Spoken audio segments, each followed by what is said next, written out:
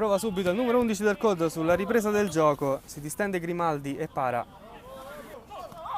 Controlla la palla Servillo, Servillo punta all'avversario, Servillo carica il destro dal limite, di poco a lato la conclusione del numero 11 del COD.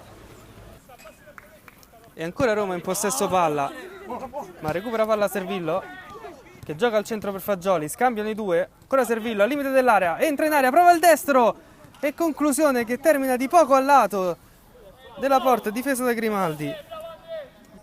Si attende solo il fischio dell'arbitro per la battuta del calcio di punizione. Si allontanano tutti, rimane solo Servillo, carica il sinistro Servillo, alto sulla traversa, COD. Sulla battuta va Anello che butta in mezzo per Servillo, che anticipa di testa i difensori avversari, ma non trova la porta. Giocato adesso dal numero 8 Cichella, che perde il pallone, attenzione, allora la Roma, COD, attenzione al tiro del numero 11 Servillo, servito splendidamente da Fagioli. Ribalta il risultato del COD, COD 2, Roma 1.